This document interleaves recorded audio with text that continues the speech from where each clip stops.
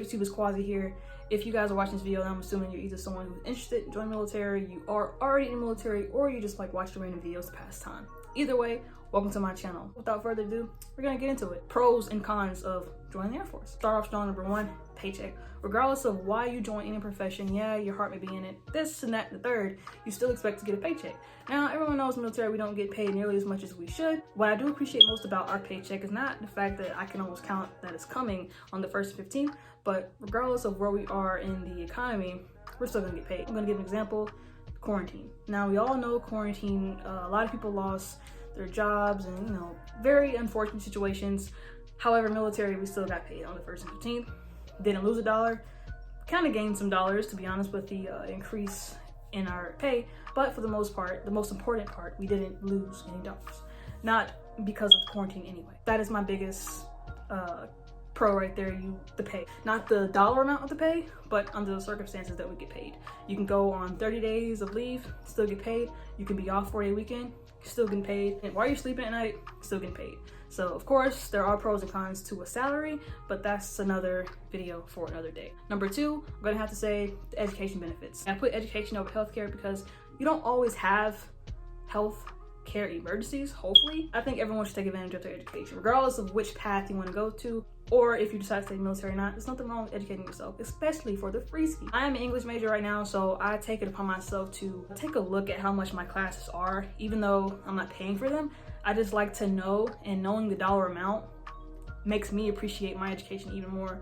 Right now, my classes are $850 per class. And honestly, I think I'm lowballing it. That's not even including how much the books would be if I didn't use my military benefit. It can really kill you financially if you have to pay for it out of pocket, and also having to pay back those student loans. It's a headache. So number three, healthcare. I've also had a couple of medical emergencies that have put me a couple of $1,000s in debt. If I were to go right now and to find out if I have bronchitis or something, completely free. I don't even see the bill. Number four, dental care. The reason why I separated dental care and health care is because usually it is in any kind of occupation. Whenever they're offering you benefits, usually the dental care and health care do not go together, which I think is kind of absurd. I haven't really had to deal with excessive amount of cavities.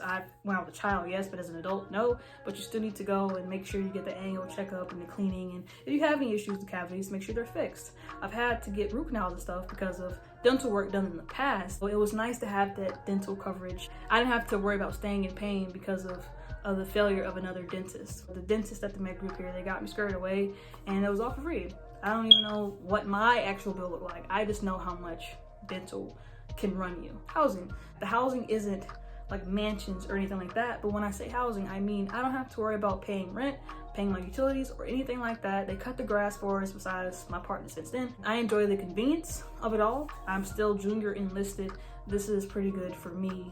Even if I decide to move off base, or anyone decides to move off base, you still get what we call BAH. For those of you that don't know what BAH is, or you're not in the military, you have no kind of affiliations in the military, it's basically your rent. They pay your rent for you. Of course, it's dependent upon the area you live in, so I can't tell you how much yours would be, but it's just a nice option to have if you don't want to live on base. And I believe that was 5 pros.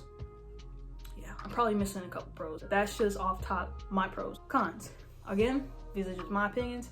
Some people may not have any issues with this. Number one, off top, it has to be certain freedoms. If you can't come and go as you please, when you please, and you can't say what you want, when you want, how you want, who you want. In my opinion, you are the face of the country in a sense. To you, you're doing this every day, all day, it's no big deal.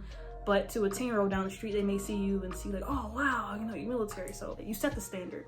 So I mean, if you're around here saying crazy things and doing crazy things, like, I mean, come on, bro. Setting the standard for someone in their 30s or 40s may not be as hard as someone who's 18, 19, 20 years old, who's trying to figure life out and they just now joined. You kind of have to get it together as you go, and it can be difficult for some more than others. Number two, which is probably a bigger con than number one, you're away from home. I'm from South Carolina, and I'm currently stationed in Oklahoma, about 1,010 miles from my home address in South Carolina.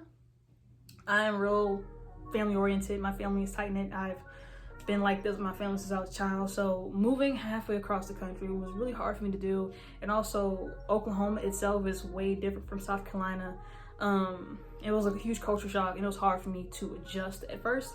I've been here for going on 2 years, and I'm just now kind of adjusting to it. So depending on where you go, you could end up across the world or something like that, and you know, it'll hit you pretty hard, especially if you're like really close with your family. So that may hit harder than anything else. You just kind of have to adapt and move along with it.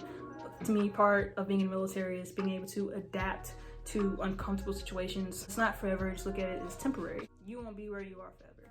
Just look at it as a necessary thing that you have to do in order to get to where you want to be.